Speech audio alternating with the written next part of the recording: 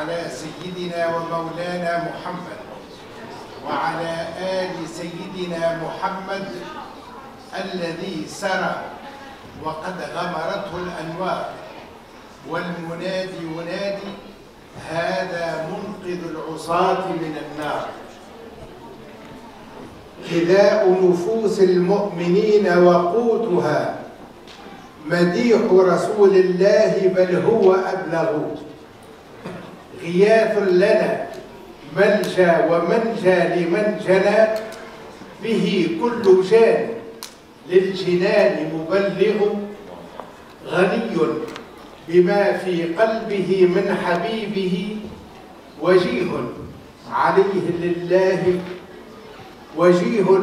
الله للجاه مسبغ. الحمد لله الذي زين المصطفى بأعز الشمائل والصفات، وشرفه بأفضل التجليات وأبلغ المعجزات.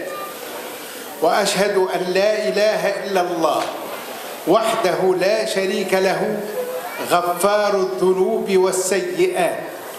وأشهد أن سيدنا ومولانا وقائدنا وحبيبنا وعظيمنا وشفيعنا محمدًا سيد الأبرار وأفخر المخلوقات. اللهم صل وسلم وبارك على سيدنا محمد وعلى آله وأصحابه وأتباعه ومحبيه إلى ما بعد الدخول في الجنات.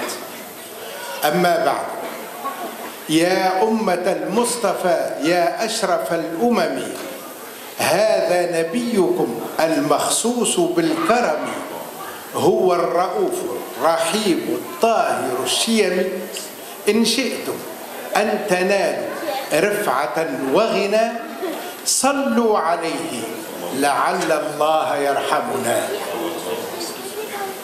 إن جوهر الحقيقة المحمدية هو الرحمة في أعلى معانيها، والرأفة في أجمل مجاليها. وسيرته عليه الصلاة والسلام لهي المثال الأكمل، يجسد من الرأفة أرقى مراميها. ولذلك كان من أسماء سيدنا محمد صلى الله عليه وسلم نبي الرحمة والرحيم والرؤوف، لأنه كان رحمة الله مثلت بشرا، وهديته العظمى كملت أصلا وطابت أثرا. وهو الذي وصف نفسه فقال: إنما أنا رحمة مهداة. ولذلك تحلى السيد الأعظم صلى الله عليه وسلم بكل صفات الكمال، وتجلى بسني الشمائل والفعال، فكان في الذروة العليا من كمالاته. وبه تزينت الرحمة حتى فازت من مكارمه بأعز تجلياته. فكان صلى الله عليه وسلم يرق للضعيف، ويشفق على المساكين، ويعطف على الخلق أجمعين. يقول في هذا المعنى الشاعر أحمد شوقي: وإذا رحمت فأنت أم أو أب، هذان في الدنيا هما الرحماء. وإذا خطبت فللمنابر هزة، تعر الندي وللقلوب بكاء. يا أيها الأمي حسبك رتبة في العلم أن دانت بك العلماء. ومما يجسد هذه المعاني الباهرة والحقائق الفاخرة شعاره يوم فتح مكة، مخاطبا قومه الذين أخرجوه من دياره: اذهبوا فأنتم الطلقاء.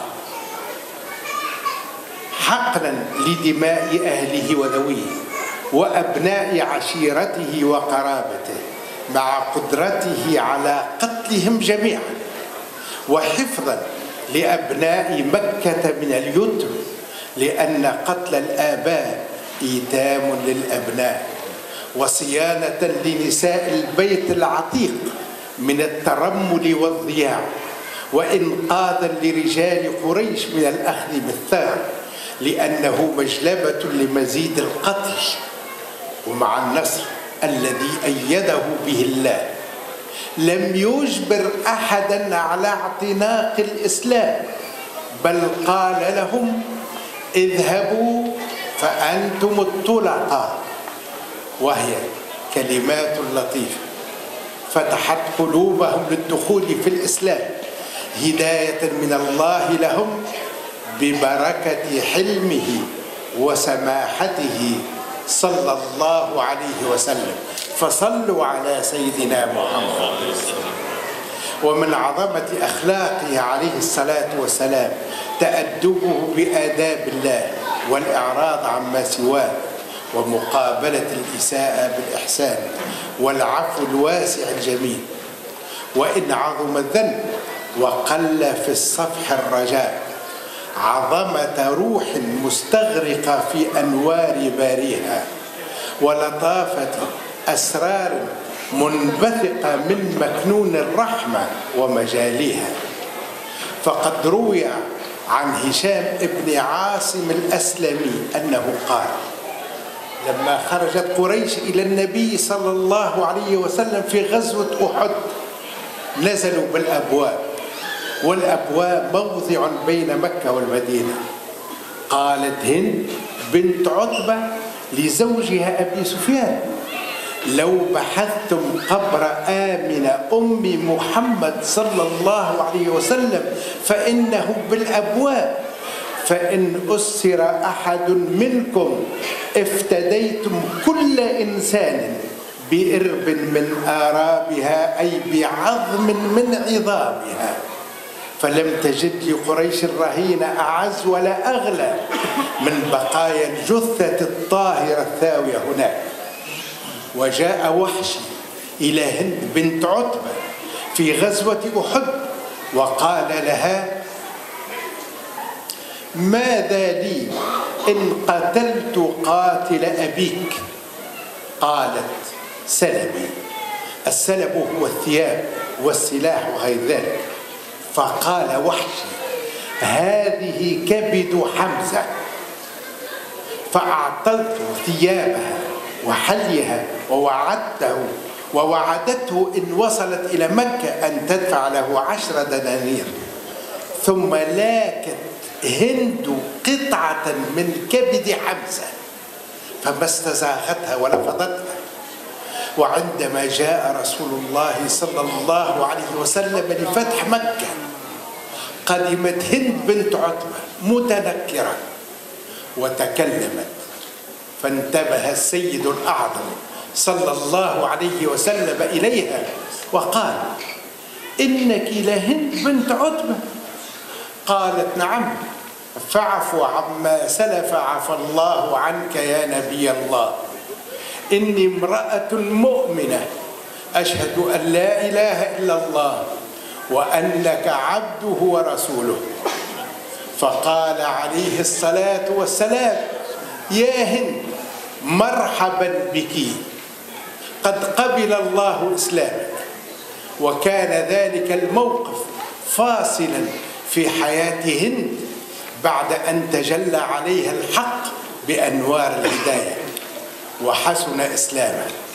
بل وتشرفت هند بدعاء السيد الأعظم صلى الله عليه وسلم لها تفضلا منه ورحمة بأصحابه، وذلك لما أرسلت إليه ذات مرة بجديين مشويين مع جارية لها، وأبلغت سيد الوجود صلى الله عليه وسلم أن مولاتها هند تعتذر وتقول: إن غنمها اليوم قليل الوالدة. فقال صلى الله عليه وسلم: اللهم بارك لكم في غنمكم وأكثر والدتها. فكثر الله ذلك. وتقول تلك الجارية: لقد رأينا من كثرة غنمها وتقول تلك الجارية: لقد رأينا من كثرة غنمنا ووالدتها ما لم نكن نرى من قبل. ومن لطائف مخاطبات الله تعالى لنبيه تشريفا له وتعظيما أن قال له: فبما رحمة من الله لنت لهم ولو كنت فظا غليظ القلب لانفضوا من حولك. فالسبب الذي جمع قلوب الناس حول رسول الله صلى الله عليه وسلم ما كان قوة سلطان ولا سطوة سلاح، وإنما رحمة الله الغامرة تجلت معانيها، وهدايات منه فاخرة ألانت من القلوب جافيها ببركة حلم رسول الله صلى الله عليه وسلم وسماحة شمائله وأخلاقه الطاهرة. ولقد صورته السيدة عائشة رضي الله عنها أبلغ تصوير فقالت: وأجمل منك لم تر قط عيني، وأكمل منك لم تلد النساء، خلقت مبرأ من كل عيب كأنك قد خلقت كما تشاء. فصلوا على سيدنا محمد وزيدوا في محبته. والسلام عليكم ورحمة الله وبركاته.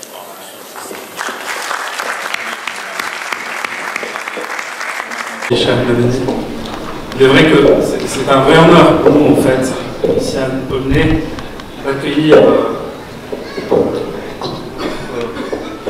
cher Sidi Madani, qui est le chef de Zawiya, le connu Madania, surtout la belle Tunisie.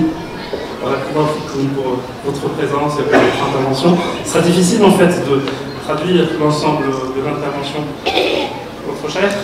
Je vais essayer juste de spécifier les grandes lignes de l'intervention qui est fidèle en fait à la thématique de cette deuxième table ronde qui est sur Shamal et Mohammedir, les vertus du prophète sallam, où notre cheikh a commencé son intervention par un acte fondateur et qui a marqué l'histoire en fait. C'est l'acte où le prophète sallam, après son retour à la Mecque et après que l'ensemble des Mécois se sont réunis pour lui dire qu'est-ce que tu vas faire de nous, il leur a dit vous êtes libres, partez, vous êtes libres. En fait c'est un acte de libération où le prophète sallam à la fois a donné un signal de pardon, de tolérance et de miséricorde qui est resté éternel, mais en même temps il a préservé le sang de ses parents parce qu'il y avait des gens qui faisaient partie de la famille du prophète sallam et qui n'étaient pas musulmans à cette époque-là. Donc le prophète sallam a permis de préserver leur sang et de raffermir en fait encore plus les liens de parenté. Le prophète sallam, qu'on a rappelé, c'est que il avait, c'était l'expression des vertus les plus nobles en fait, des vertus de pardon, de douceur, de pardon et de miséricorde. Et il nous a mentionné aussi, il a été aussi, le prophète sallam, nommé par des noms qui illustraient sa miséricorde, où il s'appelait Raouf, ou Abrahman Moudad. C'est une miséricorde qui est offerte à l'ensemble de l'humanité. Ensuite, il y a eu l'exemple de Hind ibn Utba, qui était quelqu'un qui a fait beaucoup de tort à Sayyidina Hamza radiallahu anhu et d'une manière très très dure, qui a beaucoup marqué le prophète sallam. Et quand elle est venue et lui a demandé, quand il a connu et lui a demandé de le pardonner, de lui pardonner, le prophète sallam a été bienveillant et envers elle, et il lui a souhaité la bienvenue. Il lui a dit, annoncé que Dieu a accepté son islam. Et après, en fait, dans quelques temps, elle lui a offert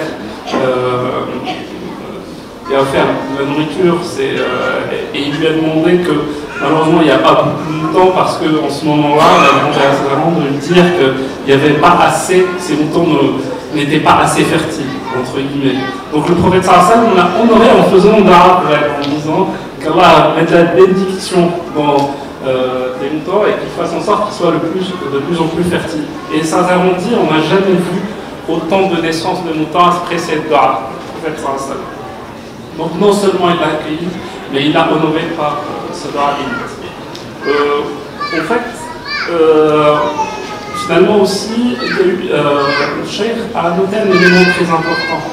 C'est que les cœurs des croyants, des compagnons étaient unis autour du prophète sallallahu.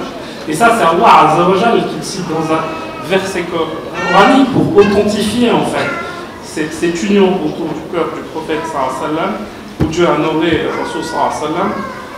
On dit, ils sont unis autour du prophète sallallahu grâce à sa baraka, grâce à sa douceur et surtout grâce à son bel agir. Il est un exemple pour l'ensemble de ses compagnons, l'ensemble de ceux qui l'ont côtoyé, qui l'ont suivi, et il demeure même aujourd'hui un exemple pour tous aujourd'hui. Excusez-moi en fait de cette modeste traduction, c'est difficile d'être à l'auteur, mais Inch'Allah, il est là, quelques temps dans le site de ce Mawlid, on essaiera d'avoir toutes les interventions de nos savants, essayer de les traduire ou d'écrire, vous pouvez l'avoir sur le site en direct, Inch'Allah. Je dirais quelques mots pour cette célébration de Sidna Rasulullah, va fêter cette naissance de Sidna Rasulullah sallallahu alayhi wa sallam. Wa anna limithli an yatakallama an Rasulillah, Sayyidina Habibillah, Sayyidina Khayri Khalqillah, alayhi azka wa afdalu salatu wa salam. قال صلى الله عليه وسلم كنت نبيا وآدم بين التراب والماء. Déjà j'étais prophète avant même que Sayyidina Adam ne soit créé. Sayyidina Adam, quand il a commis l'erreur, cette faute, il a mangé de cet arbre que Allah subhanahu wa ta'ala lui a interdit, il se disait comment Allah subhanahu wa ta'ala va me pardonner. J'ai fait une faute, ensuite cette faute-là, c'est pas considéré comme un péché, contrairement à ce que les uns et les autres croient. C'était un déconseillé, c'est pas un interdit. Mais il a regardé vers le trône d'Allah subhanahu wa ta'ala, le trône qui n'est pas un siège, bien entendu. Allah azza wa jalla n'a pas besoin de siège, c'est nous qui avons besoin de siège. Il a dit, Ya Allah, pardonne-moi par la valeur, Sidna Rasulullah sallallahu alayhi wa sallam. Les anges ont dit, Ya Rasulallah, Ya Adam, comment connais-tu Muhammad sallallahu alayhi wa sallam, Sayyiduna Rasulullah? Il n'a pas encore été créé. Il a dit, je regardais sur le trône, j'ai vu écrit La ilaha illallah Muhammadur Rasulullah. رأيت مكتوبا على العرش لا إله إلا الله محمد رسول الله فعلمت أن الله لا يضع أمام اسمه اسما إلا لعظمة هذا المخلوق. J'ai compris qu'Allah subhanahu wa ta'ala ne mettra jamais un nom devant le sien si cette créature n'a pas une grande valeur. قال الله سبحانه وتعالى نعم يا آدم ومن أجله خلقتك. Je t'ai créé à cause de lui. فكل المخلوقات خلقه الله سبحانه وتعالى لرسول الله. يقول الإمام الشافعي رحمه الله تعالى ما من نعمة في الأرض ولا في السماء إلا وكان رسول الله الأصل فيها. Chaque bienfait dans cet univers, le grand imam الشافعي رحمه الله تعالى, ce bienfait-là nous dit c'est Rasulullah sallallahu alayhi wa sallam, c'est l'origine. Sallu ala al-habib al-Mustafa sallallahu alayhi wa sallam. Pour profiter ceux qui disent oh fêter le Mawlid c'est bid'a machin etc. Il y a tellement d'arguments, mais je vais me limiter à 2-3 arguments. Premièrement, celui rapporté par l'imam Al-Hafid ibn Hajar al-Asqalani, le meilleur commentateur de Sahih Bukhari, introduit, réconforté, rapporté aussi par un grand hafid de son époque, l'imam Sayyid rahimahullah. Ils ont écrit des ouvrages pour argumenter la naissance de Sidna Rasulullah sallallahu alayhi wa sallam. Dans des livres, les gens aujourd'hui ne lisent pas. Malheureusement, ils sont tellement pris dans cette spirale des sites internet, des ouvrages qui sont multicolores. ولكن الحق والنور يؤخذ من أفواه الرجال ويؤخذ من صدورهم ولا يؤخذ من بطون الكتب ولا من المواقع ومن الإنترنت. Si vous voulez apprendre de la science, il faut aller vers les sources, il faut aller vers les shuyukh. Sallu ala al-Mustafa sallallahu alayhi wa sallam. L'imam Ibn Dihya, un grand hafid, nous a écrit un très très bon ouvrage. Ibn Kathir, l'élève d'Ibn Taymiyyah, il a cité comment l'histoire de la naissance de Sidna Rasulullah sallallahu alayhi wa sallam. Il y a un sahabi qui s'appelle Thawban. Aujourd'hui, les gens ont perdu l'amour de Sidna Rasulullah sallallahu alayhi wa sallam. Nous avons perdu cet amour. L'islam, on l'a vidé de son côté spirituel. لم يعد للإسلام روح أصبح المسلمون أجسادا من غير روح. الإسلام قد ففرغوه من قيمته الروحية. ما بقي للجسم من أن يكون جسما إذا أفرغناه من روحه. روح الدين وروح العقيدة وروحنا كلها هي رسول الله صلى الله عليه وسلم. هذه رسالتنا نمدها ونتلوها ونزغردها ونشربها ونموت ونحيا بها أن قرة أعيننا هو سيد الوجود حبيبنا الغالي سيد رسول الله. كان صحابي جليل, un grand compagnon du prophète s'appelle Thawban. Ce compagnon, il ne peut pas passer une journée sans voir le prophète صلى الله عليه وسلم. إذا مر به يوم لم يرى فيه النبي صلى الله عليه وسلم اصفر وجهه وذبل وكادت نفسه تنفجر. Il raconte, il dit, si je ne vois pas un jour le prophète sallallahu alayhi wa sallam, je sens comme si je vais mourir, je vais m'éclater. Un jour le prophète dit, il cherchait le prophète partout. Quand il l'a vu, il s'est apaisé. Il a dit, ma baluka ya Thawban. Il a dit, ya Rasulallah, je ne peux pas passer une journée sans te voir. Sallallahu alayhi wa sallam. Thuwayba, il y avait une esclave qui appartenait à Abu Lahab. Abu Lahab, vous savez très bien qu'il y a une sourate qui a été révélée sur lui, qu'il ira en enfer et qu'il perdura en enfer éternellement, châtié. Regardez ce que dit l'imam al-Hafid ibn Nasr al-Dimashqi. Nous racontons à ces gens-là qui prétendent parler, refuter les musulmans sunnites soufis, que tout ce que nous rapportons, ce sont les références, des centaines de milliers de références de la Ummah, sont tous des soufis, appartiennent tous à une des quatre écoles, Maliki, Shafi'i, Hanafi, Hanbali. Qu'est-ce que dit l'imam ibn Nasr al-Dimashqi? Il dit, regardez comment Allah subhanahu wa ta'ala allège le châtiment d'Abu Lahab, Abu Lahab qui est en enfer. Chaque lundi, à la naissance, le jour de la naissance du prophète sallallahu alayhi wa sallam, Allah allège le châtiment d'Abu Lahab. Vous savez pourquoi? Tout simplement parce qu'il a affranchi une esclave. Il était heureux, content que le prophète sallallahu alayhi wa sallam soit né parce qu'il était un enfant dans sa famille. Il a eu cette naissance du prophète sallallahu alayhi wa sallam et cet esclave qui lui a ramené cette information, il l'a affranchi. Alors que dire du musulman qui fête la naissance de Rasulullah sallallahu alayhi wa sallam? طيب العجال دقيقتين اللهم صل على النبي. النبي صلى الله عليه وسلم أتكلم, je dirais deux mots sur, il a beaucoup de baraka. Deux mots sur شعارات شعارات النبي صلى الله عليه وسلم. Sidi Tariq a parlé tout à l'heure que Sayyiduna Khalid ibn Walid, toutes les batailles, il avait des sha'arat du prophète sallallahu alayhi wa sallam, il les portait avec lui. Dans une bataille, il a perdu son casque. Il a dit, arrêtez il a dit à tous les musulmans, cherchez-moi ce casque parce qu'il y a des cheveux du prophète sallallahu alayhi wa sallam et je gagne les batailles à partir de ce casque-là. Sayyiduna l'imam Ahmed ibn Hanbal, quand il a été torturé à mort, il a dit, ma souffrance n'était rien du tout devant deux cheveux du prophète sallallahu alayhi wa sallam que j'avais cousus dans mon habillement. C'était mon grand souci, j'ai peur qu'on me déchire ce vêtement-là, qu'on me torture, qu'on me punit, qu'on me tue. C'était rien du tout devant les deux cheveux que je portais, que j'ai cousus dans les vêtements de Sayyidina Rasulullah sallallahu alayhi wa sallam. وما عرفنا حق قدر رسول الله صلى الله عليه وسلم. لن أكثر عليكم سامحوني. حب الحبيب صلى الله عليه وسلم شرط واجب ومن لم يصلي على الحبيب صلى الله عليه وسلم ما ذاق طعم محبته. والسلام عليكم ورحمة الله تعالى وبركاته.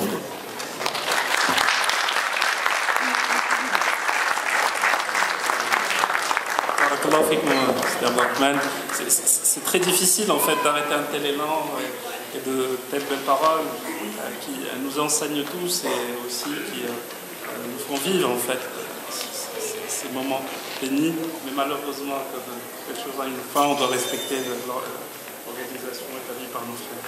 Donc sans tarder, je passe la parole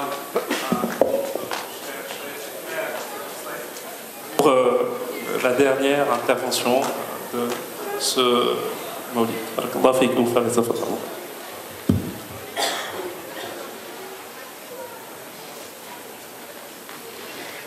أعوذ بالله من الشيطان الرجيم بسم الله الرحمن الرحيم الحمد لله رب العالمين والصلاة والسلام على أشرف الأنبياء والمرسلين سيدنا ومولانا محمد النبي المصطفى سيد صلى الله تعالى عليه وسلم أما بعد.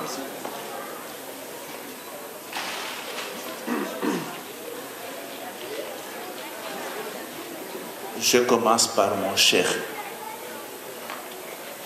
J'ai eu la chance de me trouver à côté de lui aujourd'hui.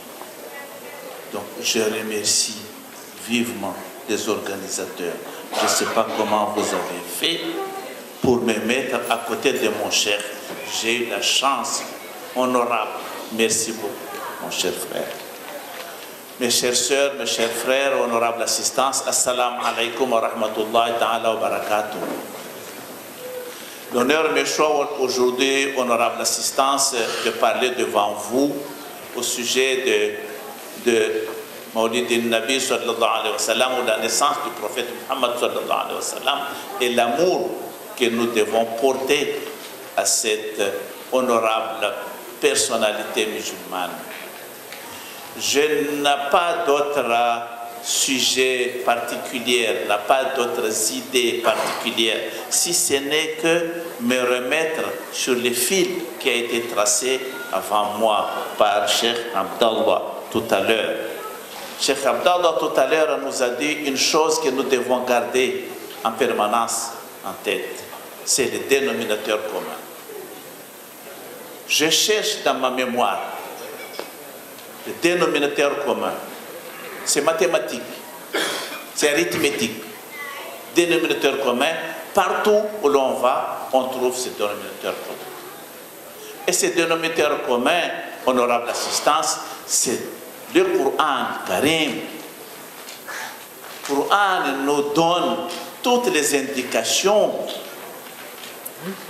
pour être à la portée, pour être aimé, pour être en faveur de notre prophète Muhammad sallallahu alayhi wa sallam.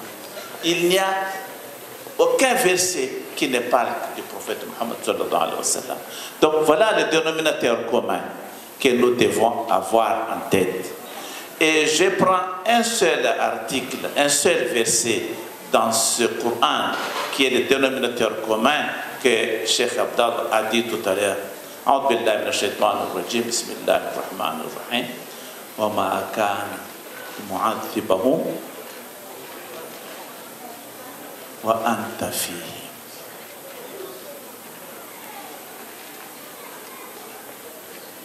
وما كان لمعذبهم وأنت فيهم. Nous sommes heureux, nous qui sommes ici aujourd'hui, vous et moi.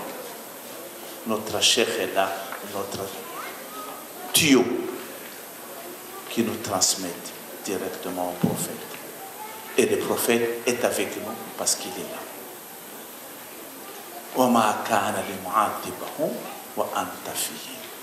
Nous répétons à plusieurs fois,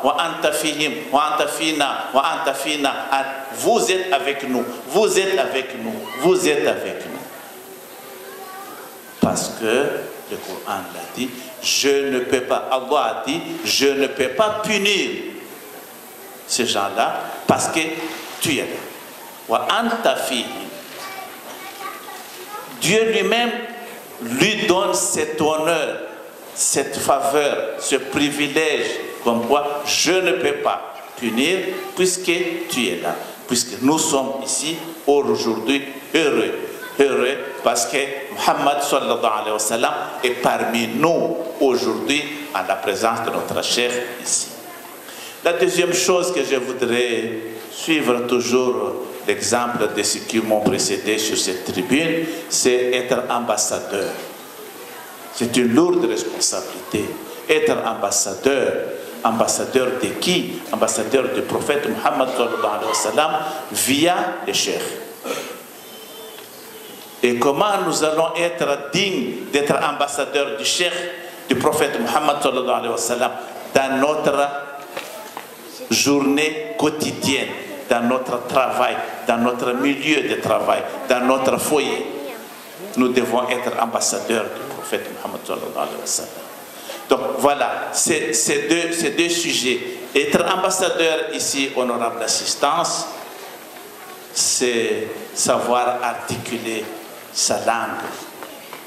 قول معروف ومغفرة خير من صدقة يتبعها أذى. Ça c'est un seul verset. وقولوا للناس حسنا. C'est le deuxième verset. Troisième verset, honorable assistance. أذهب إلى فرعون إنه طغى فقيل له قولا لينا لعله يتذكر أو يخشى. Voilà ces 3 versets, honorable assistance, que je voudrais apporter ici, rien que par la langue. Et ça, c'est notre prophète Mohammed nous enseigne. Rien que parler aux gens d'une façon douce, courtoise, respectueuse, a un sens symbolique et qui pénètre l'âme de la personne en face. Donc voilà la notion d'être ambassadeur que nous avons ici invité par nos chers qui m'ont précédé, d'être d'abord aimer le prophète Mohammed et deuxième être ambassadeur.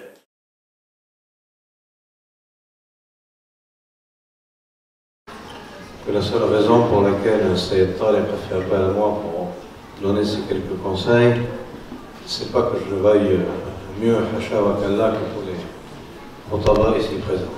كلهم أبلغ وأفصح وأروع وأورع مني.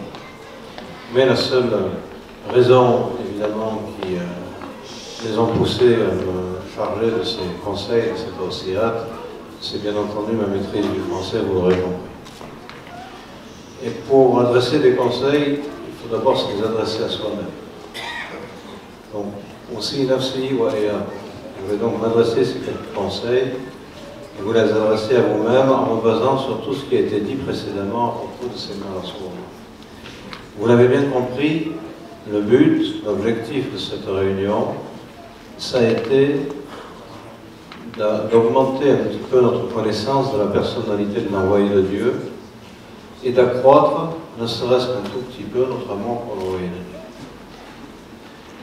Le hadith disait Ma ijtama'a bi Rasulillahi ahadun awwala wahlatin illa habah. Personne ne tombait en présence de l'envoyé de Dieu pour la première fois sans le redouter. Khaf. Haybat Jalal. Il avait, sallallahu alayhi wa sallam, reflété la majesté divine. وكل الناس يخشون جلال الله عز وجل. Tous les gens craignent la majesté divine. C'est pour ça que quand le prophète reflétait à Wala Wahla pour la première fois cette majesté divine, les gens le craignaient. وما زاد أحدنا قربا فيه إلا ازداد محبة فيه أو كما قال. Et personne ne le fréquentait durablement sans éprouver davantage d'amour pour lui. Tout ce qui a été dit par nos mashayikh précédemment, que ce soit si Salah al-Mistawi, que ce soit Sidna Sheikh al-Madani, que ce soit Sayyid Niyabatan, Sayyid Mounir, tous les propos qui nous ont tenus n'avaient d'autre objectif que d'augmenter notre amour pour l'envoyé de Dieu. Cet amour pour l'envoyé de Dieu, il commence bien entendu par nous-mêmes, mais il commence aussi par les enfants. Les enfants, c'est dès le plus jeune âge qu'il faut leur apprendre à avoir l'amour pour l'envoyé de Dieu. Il faut rendre vivant pour eux ce qu'on a entendu dire précédemment, il faut que l'envoyé de Dieu leur devienne plus cher que leurs propres parents, que leurs biens et que leur propre personne. L'objectif, ou un des objectifs majeurs, c'est d'apprendre à nos enfants, dès leur plus jeune âge, à aimer le prophète kama yajib, comme il convient de l'aimer. Et pour ce faire, eh bien, il faut leur mettre en mémoire quelle était l'attitude du prophète dans toutes les circonstances. Exactement comme un enfant, quand il regarde son père, qu'est-ce qu'il fait? Il cherche à l'imiter. Il aime mettre ses chaussures, il aime mettre ses habits, il le voit faire un truc, il fait la même chose. Pourquoi? Parce que son père, à ses yeux, c'est le héros. Il n'y en a pas d'autre. Eh bien, le héros de nos enfants, avant même leur père, ça va sauver l'âme. Il faut leur montrer comment le prophète se comportait dans son quotidien. Comment il mangeait, comment il buvait, comment il s'habillait, comment il traitait ses épouses, comment il traitait ses enfants, comment il traitait les inconnus, comment il traitait les étrangers, comment il traitait les personnes âgées.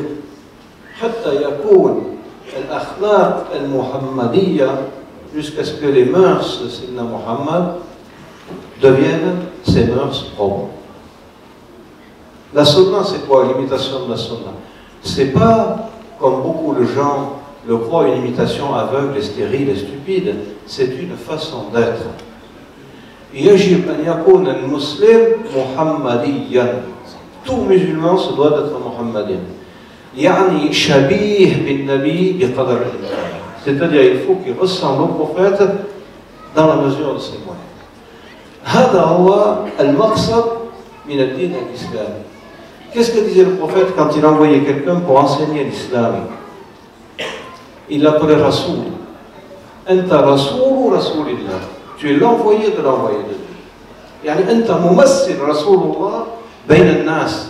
Tu es le représentant de l'envoyé de Dieu parmi les hommes. فهكذا يجب أن نكون. C'est ce que nous devons être autant que nous sommes. Nous devons être les représentants de l'envoyé de Dieu, aussi bien parmi nos coreligionnaires que parmi les gens qui ne sont pas de notre religion. C'est comme ça qu'on arrivera à gagner les cœurs. C'est comme ça qu'on arrivera à gagner les cœurs.